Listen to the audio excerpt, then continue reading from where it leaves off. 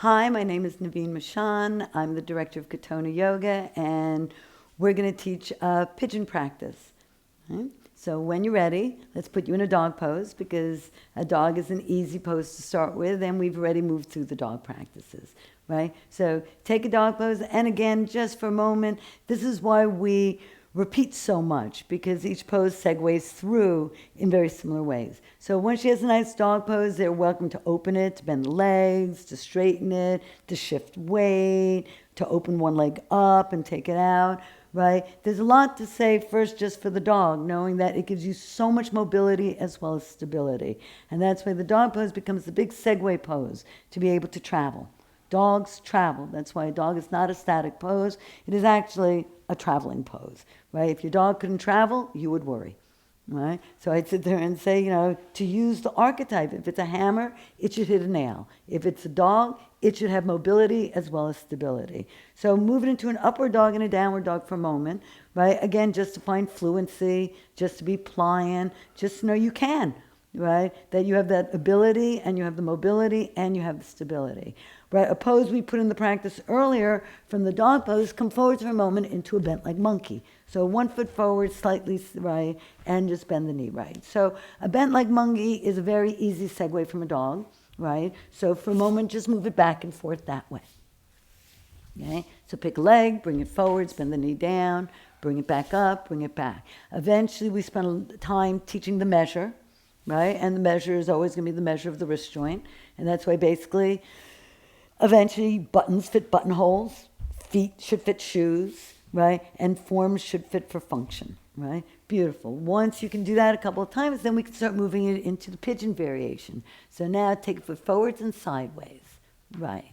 Beautiful. And bring it back. So just a couple of times, bring it back and forth so that you start just opening up the range of the joints for a pigeon. Okay? Beautiful. Okay, so a pigeon, the foot is forwards and sideways. The angle, in a sense, is not in front of you, the knee is out. So that what you're really doing is playing a diagonal from the knee to the opposite butt. The knee to the opposite butt. Okay, beautiful. Then take a pigeon and stay with it, right? So once you have a pigeon, right, this is really where this pose begins. So the first thing I always like to do in a pose is make good connections. Right? Knowing that if I make a contact, then I can augment the conversation.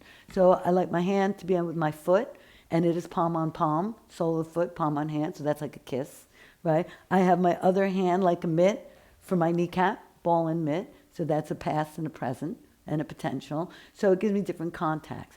Other contacts to play in this pose. So don't look, but put your weight on the little toe of your back foot. If the weight's on the little toe of the back foot, then you spread the weight across the knee properly so you have a really good kneecap you can bounce on. So generally when you're dropping a handstand into a plank or into a pigeon, always put the weight on the little toe of your back foot, because then you won't crack your knee. Okay? So this first leverages the pigeon. She's got a lot of contact, both of them do, hand, back knee is on the floor, back foot is understood. Front body is potential, and just in the same way that spring rises, it doesn't start from the chest, it rises from the pubis up, right? So if you play the breath of seasons, you would know spring is going to rise you up, summer is going to ripen you, autumn's going to drop all the way down your back, right? And winter's going to be under your perineum, and spring can rise again. When you start playing these breaths and you start making the seasons bigger, right, the front of the chest is the same thing as the back of the legs. So you could ride your breath around a figure 8.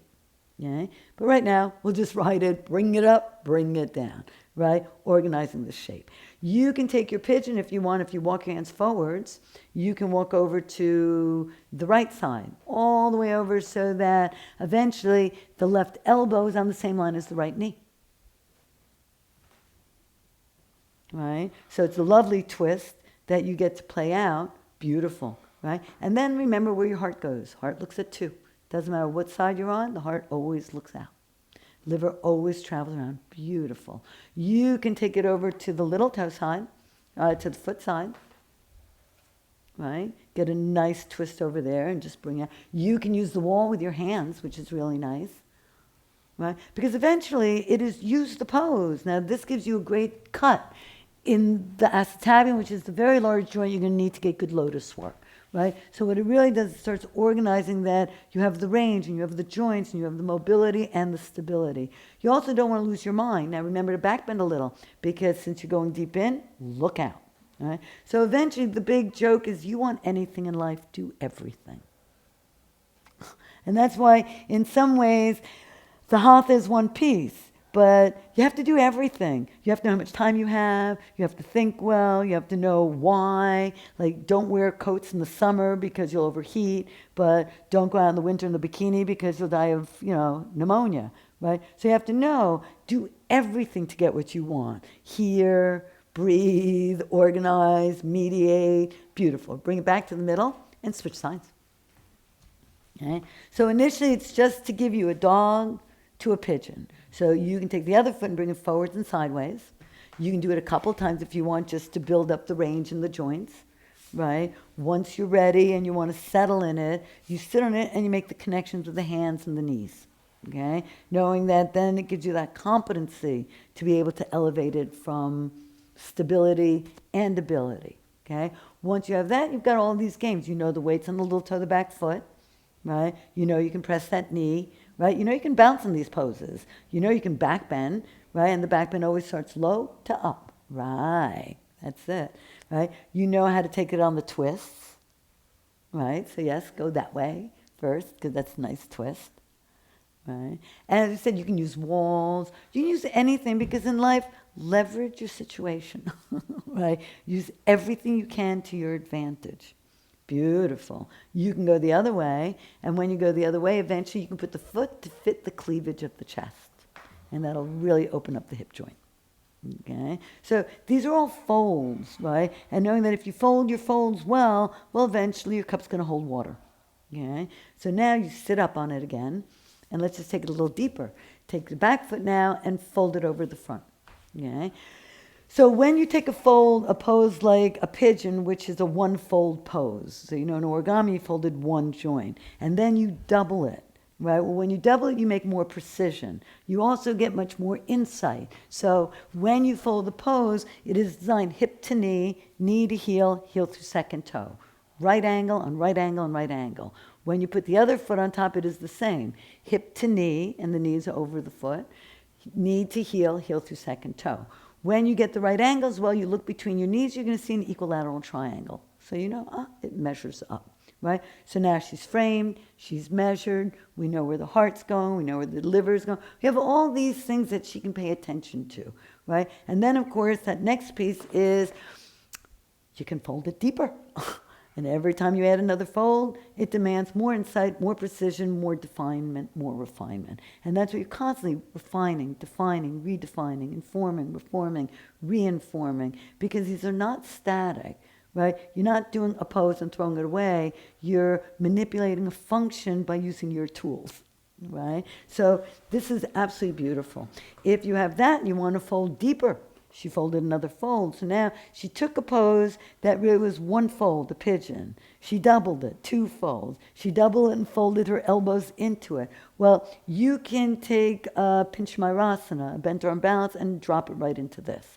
You can take this and then unfold it and bring it back up. Because they're all just different levels of the same practice. Basically, all you have to know in life is your first 9 numbers. Everything else is just a reduction game. Right? Once you know, this is a 3-fold, this is a 5-fold, this is a 6-fold, this is the equation you're playing with. Well, it's methodical. It's never a guess. Okay? Let it go and try the other side. So you'll see when she unfolds, she just literally unravels the pose. It was beautiful.